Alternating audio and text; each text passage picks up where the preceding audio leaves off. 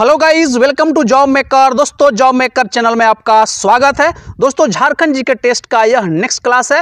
दोस्तों, जो आप लोग थंबनेल पे क्लिक किए हैं, बिना कोचिंग के आप झारखंड में नौकरी कैसे लें। दोस्तों, कुछ दिन पहले मैंने एक पोल डाला था जिसमें 94% लोग ग्रामीण क्षेत्र से बिलोंग करते हैं। दोस्तों, अगर कोचिंग का आप मदद लेते हैं तो बहुत अच्छी बात है, लीजिए। लेकिन संसाधन के अभाव में अगर आप कोचिंग इंस्टीट्यूट नहीं जा पाते हैं तो आपको टेंशन लेने की कोई जरूरत नहीं है। मैं उस घर में दिया जलाने निकला हूं जहां पे वर्षों से अंधेरा है। याद रखिएगा, सब कुछ आने वाला समय में आपको निःशुल्क मुहैया कराया जाएगा। ठीक है दोस्तों, चलते हैं आज की क्लास की ओर और आज का पहला प्रश्न देखते हैं। पहला प्रश्न दोस्तों, ध्यान दीजिएगा, झारखंड ज्ञानोदय योजना का उद्देश्य क्या उपलब्ध करना है। प्रश्न को ध्यान से समझिएगा, झारखंड ज्ञानोदय योजना का उद्देश्य क्या उपलब्ध करना है। दोस्तों, आपके पास ओनली 3 सेकंड्स का समय रहेगा आंसर करने के लिए, तो समय शुरू होता है अब। सही जवाब है दोस्तों, स्कूल शिक्षकों के लिए मुफ्त टैबलेट। याद रखिएगा, झारखंड ज्ञानोदय योजना का उद्देश्य क्या है, स्कूल शिक्षकों के लिए मुफ्त टैबलेट उपलब्ध कराना। याद रखिएगा, ऑप्शन नंबर ए सही आंसर है। चलिए नेक्स्ट प्रश्न की ओर चलते हैं। नेक्स्ट प्रश्न है दोस्तों, सेकेंड नंबर, ध्यान दीजिएगा, बहुत अच्छा प्रश्न है। जतरा भगत छोटानागपुर के किस आंदोलन के संस्थापक थे। प्रश्न को ध्यान से समझिएगा, जतरा भगत छोटानागपुर के किस आंदोलन के संस्थापक थे। सही जवाब है दोस्तों, ताना भगत आंदोलन। Option number A correct answer है। याद रखिएगा, ताना भगत आंदोलन के संस्थापक थे जतरा भगत। और ताना भगत आंदोलन का शुरुआत कब होता है, तो भाई लोग होता है 1914 ईस्वी में। ठीक है, चलिए चलते हैं नेक्स्ट प्रश्न की ओर। नेक्स्ट प्रश्न है दोस्तों, 3 नंबर, ध्यान दीजिएगा, झारखंड कास्ट लवर ग्रेप्स के लेखक कौन है। झारखंड कास्ट लवर ग्रेप्स के लेखक कौन है। सही जवाब है दोस्तों, Victor Das. Option number D correct answer है। याद रखिएगा, झारखंड कास्ट लवर ग्रेप्स के लेखक कौन है, तो विक्टर दास है। याद रखिएगा, option number D correct answer है। और दोस्तों, आप कितना क्वेश्चन सही कर रहे हैं कमेंट जरूर कीजिएगा। दोस्तों, 48 घंटे में 1000 से ऊपर लोग देखता है, लेकिन कमेंट बहुत कम करते हैं। भाई, कमेंट करने में क्या जाता है, कमेंट कीजिए कितना क्वेश्चन आप सही किए हैं। चलते हैं नेक्स्ट प्रश्न की ओर।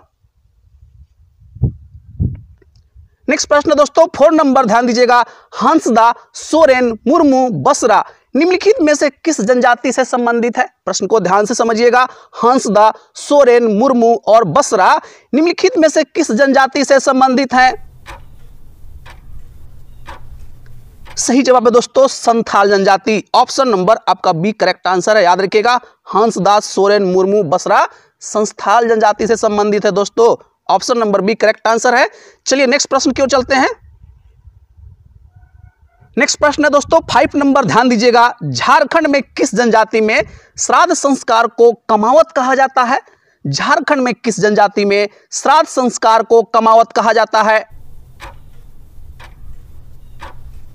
सही जवाब है दोस्तों, भूमिज जनजाति। Option number A correct answer है। दोस्तों, याद रखिएगा, भूमिज जनजाति में श्राद्ध संस्कार को क्या कहा जाता है, तो भाई कमावत कहा जाता है। याद रखिएगा, अच्छा प्रश्न है, पूछा जा सकता है। चलते हैं नेक्स्ट प्रश्न की ओर। नेक्स्ट प्रश्न है दोस्तों, 6 नंबर, ध्यान दीजिएगा, कितने पंचों का चुनाव ग्राम सभा के सदस्यों द्वारा किया जाता है। कितने पंचों का चुनाव ग्राम सभा के सदस्यों द्वारा किया जाता है। सही जवाब है दोस्तों, 5। Option number C correct answer है। याद रखिएगा, ग्राम सभा के द्वारा 5 पंचों का चुनाव किया जाता है। यह प्रश्न झारखंड के परिप्रेक्ष्य में पूछा जा रहा है, इसलिए याद रखिएगा, कंफ्यूज नहीं होना है। चलते हैं नेक्स्ट प्रश्न की ओर। नेक्स्ट प्रश्न है दोस्तों, 7 नंबर, ध्यान दीजिएगा, बहुत अच्छा प्रश्न है। ग्राम सभा के गठन के लिए लगभग कितनी जनसंख्या होना आवश्यक है। प्रश्न को ध्यान से समझिएगा, ग्राम सभा के गठन के लिए लगभग कितनी जनसंख्या होना आवश्यक है। सही जवाब है दोस्तों, 250। याद रखिएगा, option number D correct answer है। 250 जनसंख्या होना अनिवार्य है दोस्तों ग्राम सभा के गठन के लिए। चलते हैं नेक्स्ट प्रश्न की ओर। नेक्स्ट प्रश्न है दोस्तों, 8 नंबर, ध्यान दीजिएगा, भारत के किस गवर्नर जनरल ने इंडियन स्कूल ऑफ माइंस की स्थापना की थी। प्रश्न को ध्यान से समझिएगा, भारत के किस गवर्नर जनरल ने इंडियन स्कूल ऑफ माइंस की स्थापना की थी। सही जवाब है दोस्तों, lord Irwin. Option number C correct answer है। याद रखिएगा, लॉर्ड इरविन के समय इंडियन स्कूल ऑफ माइंस का स्थापना हुआ दोस्तों धनबाद में। चलते हैं नेक्स्ट प्रश्न की ओर। नेक्स्ट प्रश्न दोस्तों 9 नंबर, ध्यान दीजिएगा। धनबाद किस रेलवे क्षेत्र के अंतर्गत आता है? धनबाद किस रेलवे क्षेत्र के अंतर्गत आता है? सही जवाब है दोस्तों पूर्व मध्य railway, option number B correct answer है। याद रखिएगा धनबाद पूर्व मध्य रेलवे के अंतर्गत आता है। चलते हैं नेक्स्ट प्रश्न की ओर। नेक्स्ट प्रश्न है दोस्तों 10 नंबर, ध्यान दीजिएगा। मयूराक्षी नदी का उद्गम स्थल कहां है? मयूराक्षी नदी का उद्गम स्थल कहां है? सही जवाब है दोस्तों त्रिकुट पहाड़ी। याद रखिएगा option number B correct answer है। मयूराक्षी नदी का उद्गम स्थल कहां है? याद रखिएगा त्रिकुट पहाड़ी है, ऑप्शन नंबर बी आपका करेक्ट आंसर है। और दोस्तों अगर चैनल पे आप पहली बार विजिट किए हैं तो चैनल को सब्सक्राइब कर लीजिएगा। वाकई में बहुत मदद करने वाला है जॉब मेकर चैनल आपको झारखंड में होने वाला सभी तरह का प्रतियोगी परीक्षा के लिए। चलते हैं नेक्स्ट प्रश्न की ओर। नेक्स्ट प्रश्न है दोस्तों 11 नंबर, ध्यान दीजिएगा। झारखंड में सबसे लंबे समय तक सेवा देने वाले मुख्यमंत्री कौन है? झारखंड में सबसे लंबे समय तक सेवा देने वाले मुख्यमंत्री कौन है? सही जवाब है दोस्तों अर्जुन मुंडा, ऑप्शन नंबर आपका डी करेक्ट आंसर है। याद रखिएगा अर्जुन मुंडा सबसे लंबे समय तक मुख्यमंत्री के पद पे रहे हैं। वह 3 बार मुख्यमंत्री बन चुके हैं दोस्तों झारखंड में। चलते हैं नेक्स्ट प्रश्न की ओर। नेक्स्ट प्रश्न दोस्तों ध्यान दीजिएगा। हिरनी जलप्रपात झारखंड के किस जिले में स्थित है? हिरनी जलप्रपात झारखंड के किस जिले में स्थित है? सही जवाब है दोस्तों Paschimi Singhbhum, option number C correct answer है। याद रखिएगा हिरनी जलप्रपात पश्चिमी सिंहभूम जिला में स्थित है। याद रखिएगा। चलते हैं नेक्स्ट प्रश्न की ओर। नेक्स्ट प्रश्न दोस्तों 13 नंबर, ध्यान दीजिएगा। 1965 ईस्वी में धोरी कोलियरी में आई आपदा के कारण क्या था? 1965 ईस्वी में धोरी कोलियरी में आई आपदा के कारण क्या था? सही जवाब है दोस्तों विस्फोटक से आग लगना, option number D correct answer है। दोस्तों धोरी कोलियरी कहां है कमेंट में आपको बताना है, यह होमवर्क है आपके लिए, ठीक है। चलते हैं नेक्स्ट प्रश्न की ओर। नेक्स्ट प्रश्न दोस्तों 14 नंबर, ध्यान दीजिएगा। महली और कंपट किस प्रजाति की शाखा है? महली और कंपट किस प्रजाति की शाखा है? सही जवाब है दोस्तों Munda, option number A correct answer है। याद रखिएगा मुंडा जनजाति की दोस्तों शाखा है महली और कंपट। याद रखिएगा option number A correct answer है। चलते हैं नेक्स्ट प्रश्न की ओर। नेक्स्ट प्रश्न दोस्तों 15 नंबर, ध्यान दीजिएगा। गिरिडीह जिले का गठन किस वर्ष में किया गया था? गिरिडीह जिले का गठन किस वर्ष में किया गया था? सही जवाब है दोस्तों 1972 ईस्वी में, option number C correct answer है। याद रखिएगा 1972 ईस्वी में 4 दिसंबर को, याद रखिएगा 4 दिसंबर 1972 ईस्वी में गिरिडीह जिला का गठन होता है। चलते हैं नेक्स्ट प्रश्न की ओर। नेक्स्ट प्रश्न दोस्तों 16 नंबर, ध्यान दीजिएगा। लोहरदगा जिले का निर्माण डैश डैश के विभाजन से हुआ है? लोहरदगा जिले का निर्माण डैश डैश के विभाजन से हुआ है? सही जवाब है दोस्तों रांची। याद रखिएगा option number B correct answer है। रांची से अलग हुआ है लोहरदगा। और दोस्तों कमेंट में आप लोग प्रतिक्रिया जरूर डालिएगा कितना क्वेश्चन सही किए हैं टोटल 25 क्वेश्चन में से, ठीक है। चलते हैं नेक्स्ट प्रश्न की ओर। नेक्स्ट प्रश्न है दोस्तों 17 नंबर, ध्यान दीजिएगा। बहुत अच्छा प्रश्न है। संथाली साहित्य का प्रथम नाट्य बिंदु चांदन किसके द्वारा लिखा गया है? संथाली साहित्य का प्रथम नाट्य बिंदु चांदन किसके द्वारा लिखा गया है? सही जवाब है दोस्तों Raghunath Murmu, option number D correct answer है। याद रखिएगा रघुनाथ मुर्मू के द्वारा प्रथम नाट्य जो है बिंदु चांदन लिखा गया दोस्तों, याद रखिएगा, ठीक है। चलते हैं नेक्स्ट प्रश्न की ओर। नेक्स्ट प्रश्न दोस्तों 18 नंबर, ध्यान दीजिएगा। बहुत अच्छा प्रश्न है और पूछा हुआ प्रश्न है। दोस्मी नृत्य में डैश डैश प्रकार के संगीत का प्रयोग किया जाता है? दोस्मी नृत्य में डैश डैश प्रकार के संगीत का प्रयोग किया जाता है? सही जवाब है दोस्तों लांगड़े। याद रखिएगा option number B correct answer है। लांगड़े संगीत का प्रयोग किया जाता है दोस्मी नृत्य में, याद रखिएगा। चलते हैं नेक्स्ट प्रश्न की ओर। नेक्स्ट प्रश्न है दोस्तों 19 नंबर, ध्यान दीजिएगा। बहुत अच्छा प्रश्न है और यह पूछा हुआ प्रश्न है, सोहराई नृत्य में महिला डैश डैश गाती है। सोहराई नृत्य में महिला डैश डैश गाती है।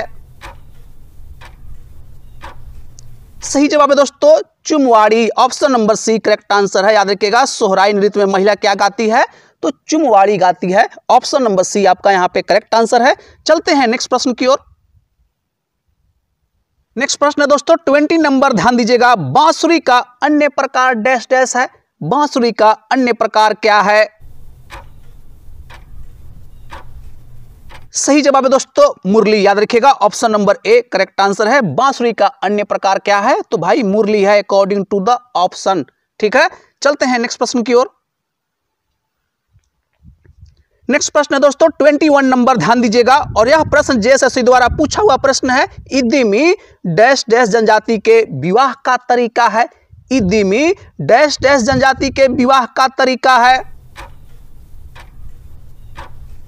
सही जवाब है दोस्तों असुर जनजाति, option number C correct answer है। याद रखिएगा, असुर जनजाति का विवाह का एक तरीका है इदिमी, और असुर जनजाति आदिम जनजाति है। याद रखिएगा। चलते हैं नेक्स्ट प्रश्न की ओर। नेक्स्ट प्रश्न है दोस्तों 22 नंबर, ध्यान दीजिएगा। निम्नलिखित में से रामगढ़ का कौन सा राजा शुरू से अंत तक अंग्रेजों का विरोध करता रहा? प्रश्न को ध्यान से समझिएगा। निम्नलिखित में से रामगढ़ का कौन सा राजा शुरू से अंत तक अंग्रेजों का विरोध करता रहा? सही जवाब है दोस्तों Mukund Singh, option number D correct answer है। याद रखिएगा, मुकुंद सिंह शुरू से अंत तक अंग्रेजों का विरोध किया। दोस्तों याद रखिएगा, option number D correct answer है। चलते हैं नेक्स्ट प्रश्न की ओर। नेक्स्ट प्रश्न दोस्तों 23 नंबर, ध्यान दीजिएगा। बहुत अच्छा प्रश्न है और झारखंड दरोगा में यह प्रश्न पूछा हुआ था। संथाल परगना में किनके नेतृत्व में वहां की महिलाओं ने नमक कानून को चुनौती दी थी? प्रश्न को ध्यान से समझिएगा। संथाल परगना में किनके नेतृत्व में वहां की महिलाओं ने नमक कानून को चुनौती दी थी? सही जवाब है दोस्तों Sail Bala Rai, option number C correct answer है। दोस्तों याद रखिएगा, सैल बाला राय के द्वारा नमक कानून को चुनौती दिया गया था दोस्तों संथाल परगना क्षेत्र में। याद रखिएगा, प्रश्न रिपीट हो सकता है। चलते हैं नेक्स्ट प्रश्न की ओर। नेक्स्ट प्रश्न दोस्तों 24 नंबर, ध्यान दीजिएगा। झारखंड में पहला वृत्त चित्र किस वर्ष में बनाया गया था? झारखंड में पहला वृत्त चित्र किस वर्ष में बनाया गया था? सही जवाब है दोस्तों 1964 ईस्वी, option number B correct answer है। याद रखिएगा, 1964 ईस्वी में पहली बार झारखंड में वृत्त चित्र बनाया गया था। दोस्तों चलते हैं नेक्स्ट प्रश्न की ओर। नेक्स्ट प्रश्न दोस्तों 25 नंबर और आज का आखिरी प्रश्न है। दीपिका कुमारी को किस वर्ष अर्जुन पुरस्कार से सम्मानित किया गया था? दीपिका कुमारी को किस वर्ष अर्जुन पुरस्कार से सम्मानित किया गया था? सही जवाब है दोस्तों 2012 ईस्वी में, option number A correct answer है। याद रखिएगा, दीपिका कुमारी को 2012 ईस्वी में पूर्व राष्ट्रपति प्रणब मुखर्जी के हाथों यह सम्मान दिया गया दोस्तों।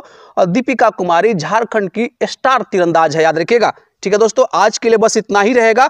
कमेंट में आप अपनी प्रतिक्रिया जरूर डालिएगा, कितना सही किए हैं टोटल 25 में से। ठीक है, मिलते हैं नेक्स्ट क्लास में, तब तक के लिए जय हिंद और जोहार साथियों।